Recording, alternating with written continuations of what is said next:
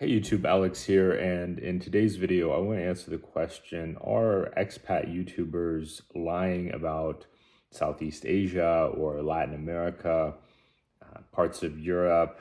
And part of what prompted this is that some people have pointed out, oh, you look quite a bit older than you did when you left, and looks like you gained some weight, and these other critiques that are fair, right? I mean, I was over there for a couple of years. When I got back, really, most of the weight I gained was actually after I got back to the US. So I've been back for about almost 4 months now. And when I was over there, I actually was walking a lot and exercising a lot. And so um, I kind of wanted to just handle some of these critiques or explain them or answer to them and really tackle that question. Are people being misled to go to Southeast Asia by expat media? So let's go ahead and get into the reasons, my responses to this type of question. And you'll find out if I think people are being misled or they're not being misled.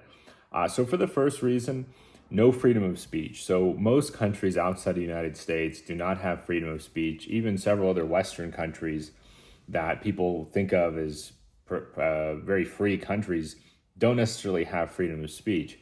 So when you think about an expat YouTuber, and let's just say they're in Southeast Asia, these countries do not ensure freedom of speech. So you're not guaranteed to be able to just, oh, I'm going to talk about whatever I want and it doesn't matter. No, they have defamation laws. They have laws against speaking about politics, right? A number of these countries, the visa itself that you are issued upon entering, it explicitly states you're not allowed to talk about politics. It's kind of a reminder there.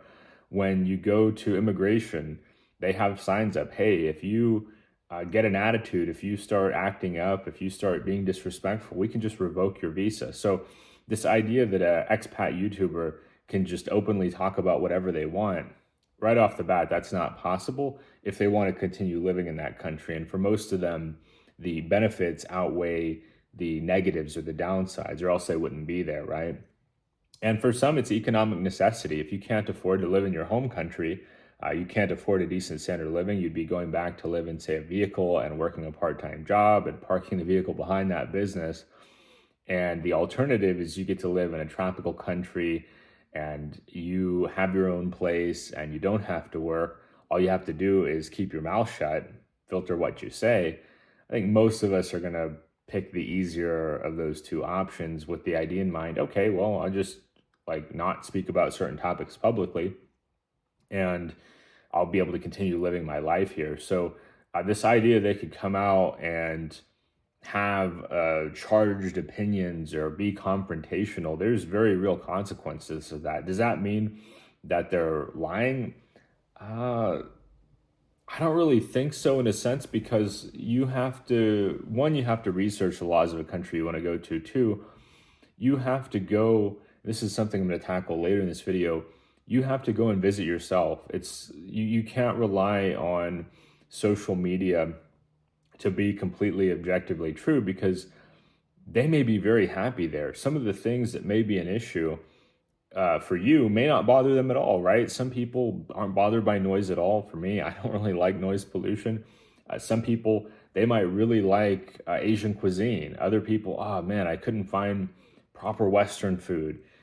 So some of the things that the expat YouTuber, it's a self-selection bias. A guy who can go over there and live 5, 10, 15 years, he's learned to tolerate some of the things that he or she doesn't like and is able to move past those and enjoy his life or her life, where you're not seeing all the people who never started a channel, who tried it for a month, maybe even signed a year lease and decided a couple weeks in, this isn't for me. An example comes to mind of a guy who planned to move to the Philippines, a young guy, younger than myself, and then within hours, he was totally terrified.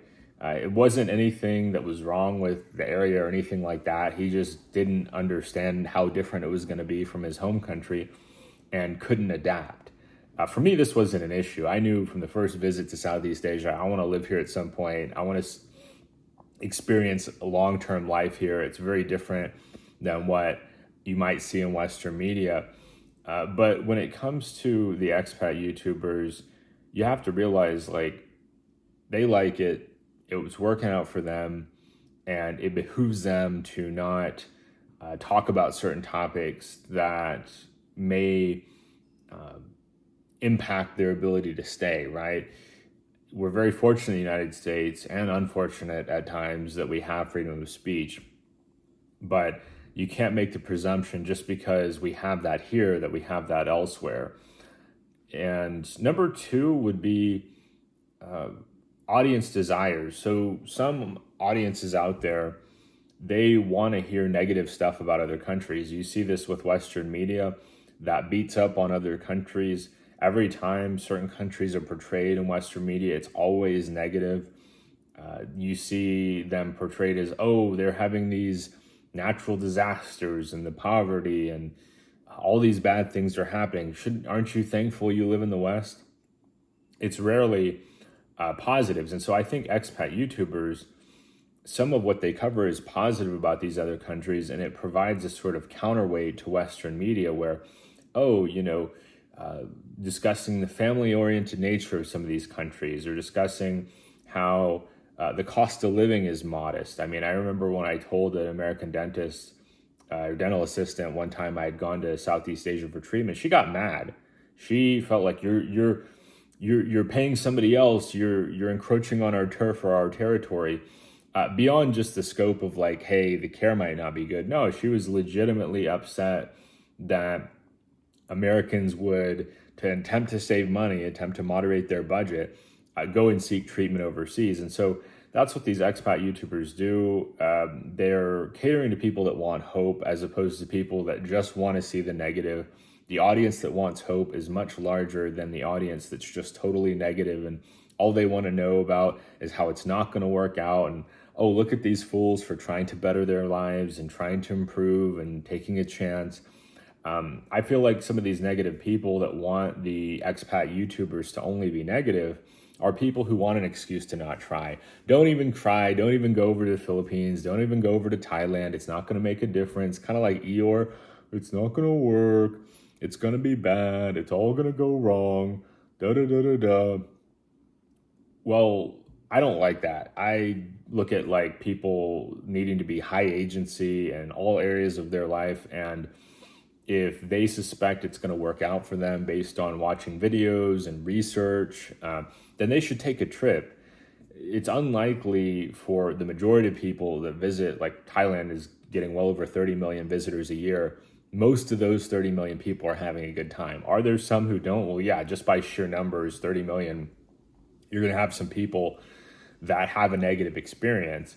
And if you only talk to that small group of people, or maybe a tourism board from a competitor country, then yeah, you'll hear some negatives. But I think that if you talk to most people seem to have a good experience. I had a friend I went to high school with, and he visited Thailand last fall. He loved it. This is his first time out of the country. He picks Thailand based on his research and watching like my videos and talking to other people he knows in our home city about it. And he had a great time. Now, he's not a YouTuber. He's not a social media influencer. He's not going to put that out there. So you have to think like a lot of people are seeking novelty in their lives. They're seeking unique experiences. And the expat YouTubers provide some insight into this. I don't think it's the same as actually taking a trip. I don't think it's actually the same as living there.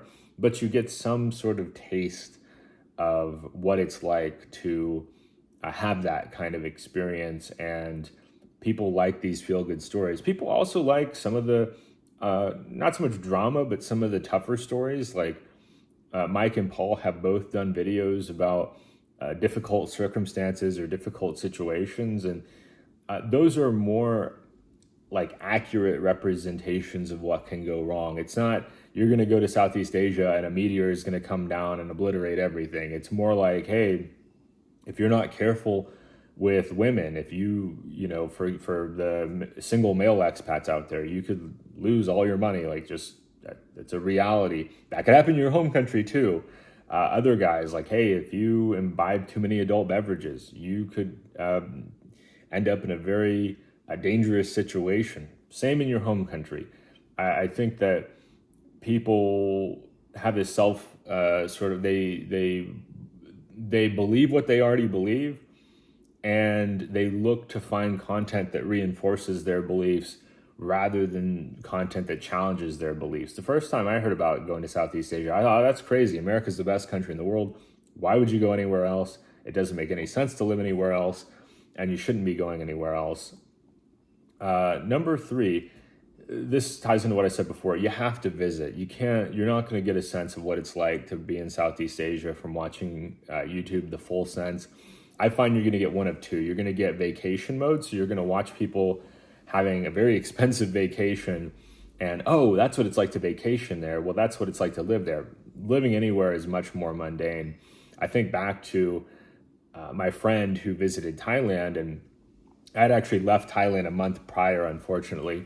But I already knew with him coming to Thailand for a month, I wasn't going to be able to keep up with him budget-wise. So he's working full-time job in the US, Western wages. He's looking to have all of the, what you might call luxurious or nice experiences in Thailand. And I'm happy for him. Like a lot of that stuff, staying in the nice hotels, having the nice Thai food, the massages, the beach visits, that's incredible. Like this is, to me, world-class experiences. But I'm living there day to day. I can't afford to go stay in a $100 a night hotel. I can't afford to go do a beach trip every single day. It's kind of like your hometown. If your hometown's a decent sized US city, I'll take, I'll use San Francisco because I transplanted to San Francisco. A visitor to San Francisco might do an Alcatraz tour. They might go to a Giants game. They might go to a 49ers game. They might go to a neighborhood tour where they do a food tour. Maybe they go to a Michelin star restaurant. Somebody living in San Francisco, unless they're like a wealthy tech exec, they're probably not doing all those things in a weekend. Their weekend might be, I worked all week. I'm going to go to the park. Maybe I do one of those activities, but I'm not doing all of those activities. And it's similar in Southeast Asia, where if you visit, go do some of the normal people stuff, what I call normal people stuff. Go to the grocery store, right? A tourist who's in full-on tourism mode, they're there for a couple weeks. They don't want to take time out of their vacation to go and cook. They don't want to, they're not going to need to go to the pharmacy, or they may not need to go to the pharmacy and get their prescription medication every month. They may not need to establish online banking. They're probably not going to need to do a lot of those boring day-to-day activities. And you're not going to get a sense of those things if all you're watching is content curated for engagement and to build an audience to make money. It's like if I watch a documentary or if I watch a movie, right? It's not really reflective of reality. It's made for a purpose. And that's not wrong, but you have to have some amount of grace, or extend some amount of grace to YouTubers. Do a difficult sort of work. It's difficult to get it going and to be successful. It's not so difficult to just like sit in front of a camera, but if you actually want to be consistently putting out content, planning content, lining up guests, if you're doing interviews, editing, if you are doing certain types of content, making thumbnails, all that stuff takes a lot of effort, and people want to be rewarded for that effort. And so they want to also help their audience. And a good chunk of the audience has no interest in living abroad. They don't see it as really necessary. They think it's too risky. They've got X, Y, and Z reasons as to why they never do that. So if you want to like figure out, hey, are they on my wavelength? You got to visit. Number 4, think of them. Think of a lot of expat YouTubers as salespeople, right? Their goal is to have ad revenue and other forms of income as reward for their work. They're putting in a lot of time. They're getting up early. They're scheduling, and they have expenses. Camera gear is not free. It's not cheap. They may pay editors It's not just, oh, they're getting rich and nobody else, like, and they do nothing to get rich and nobody else, and they don't spend any money hiring anybody else. No, like a lot of successful YouTubers have editors, they have staff, some have secretaries or assistants. They've got to purchase equipment every year. They may have to, like, if they do an interview with somebody, they may have to take somebody out to lunch just to, hey, I appreciate you taking time out of your day. They may need to maintain a vehicle to go to and from filming locations. There's a lot of costs that come up with YouTube that are not readily apparent to audiences. And so think of them as salespeople. Like when I need to purchase a car, I'm probably gonna have to see a salesperson or engage with some kind of marketing material or a sales function of a website. And I may not want to, but that's just what it is. If I want to see content on Southeast Asia without going over there, right? If I've never been over there, if I don't know anything over there, I've got to engage with media. That's my best shot. Like way cheaper than buying a $1,000+ plane ticket and booking flights, taking time off work and all that. So that's the kind of trade-off that you have to have is, look, I want this information or this value. I'm going to have to give some time and I need to use my own discernment, right? So it really all comes back to you've got to visit. And I think that's what people are trying to circumvent is, I want to figure out if I can live there or not. It's like, well, have you visited? You haven't visited. You really ought to visit and maybe come for a couple of weeks, see what it's about. I'm sure there's plenty of people out there you'll never hear about because they're not content creators that come out. They come out for a couple of weeks. They try a few different cities. They're like, it's too hot. The language barrier is worse than what I thought it would be. I don't I miss driving my personal vehicle.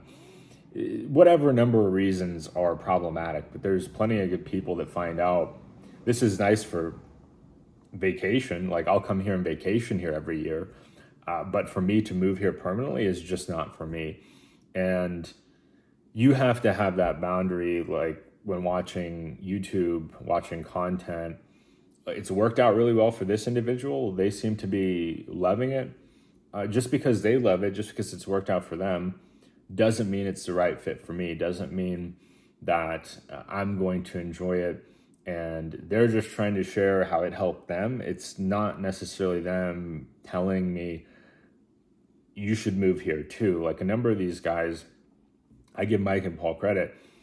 They don't solely, it's not every video is you need to move here, you need to move here, you need to move here. They do plenty of stuff where it's like, hey, this is where things went wrong for this person. Well, if things went wrong for a certain individual, they have to take responsibility for that. Number 5, and this is the 5th and final point, is unrelated issues. I call it island of misfit toys as far as expats. A lot of expats, especially in the more economical countries, more like the island of misfit toys. Another friend of mine says it's the scratch and dent aisle. Most of the people who would consider moving to Southeast Asia, moving to a lower income Latin American country, they're not the guys or gals who have had perfect lives. They have been through a divorce. They've been through a bankruptcy. They have had issues with their families, estrangement. They've had any number of issues, and those issues are going to be present whether they're in Southeast Asia or the United States. I lost my parents at a young age. That's going to be true whether I'm in the United States or in Southeast Asia. That's a personal issue that to some extent follows me wherever I go in the world, and will cause me stress regardless of where I am at. I'd probably age faster than somebody with a normal family background. That's just part of it. Unrelated issues, like if you're divorced, whether you live in the US or Southeast Asia, that's a deeply stressful and difficult event for a person to go through.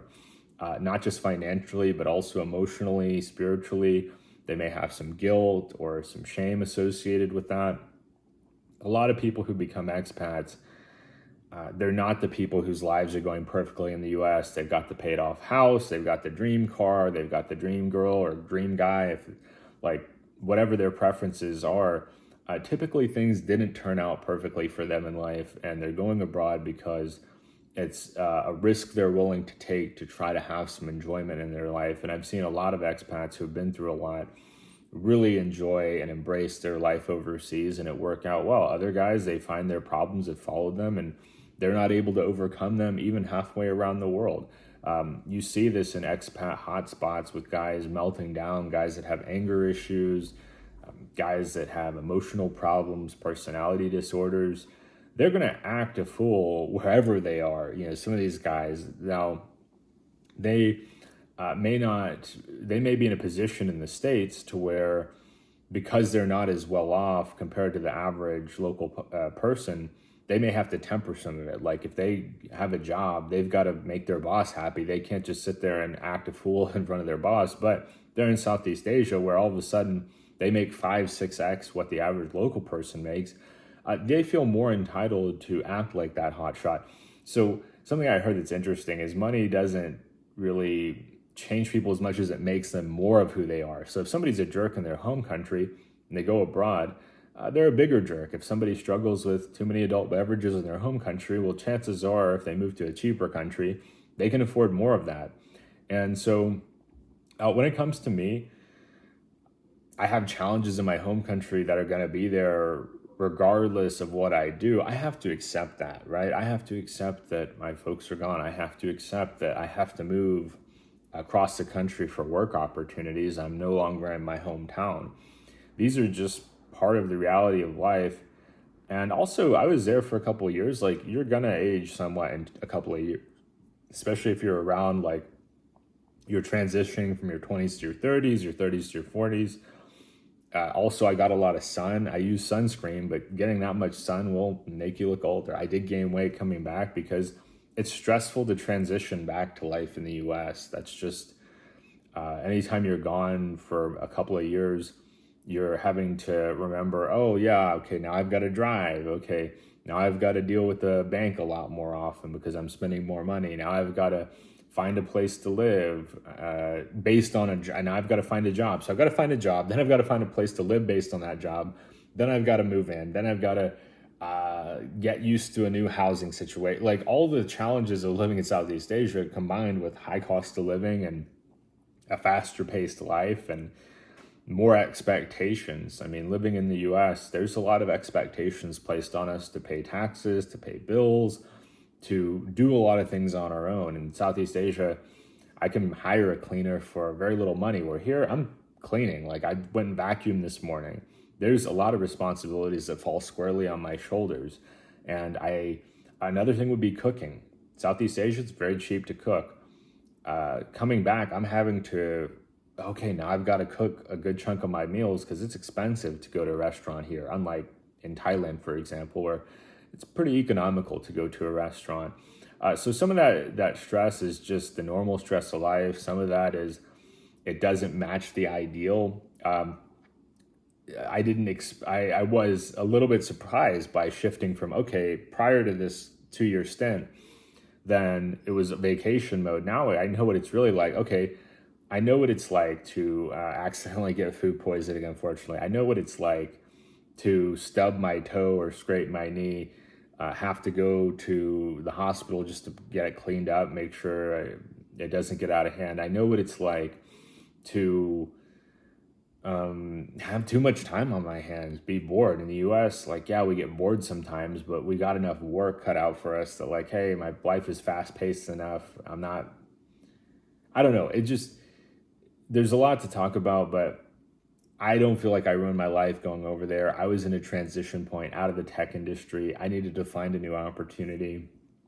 And being over there freed up time for me to unwind, to decompress, to try to plan my next steps, to find new opportunity.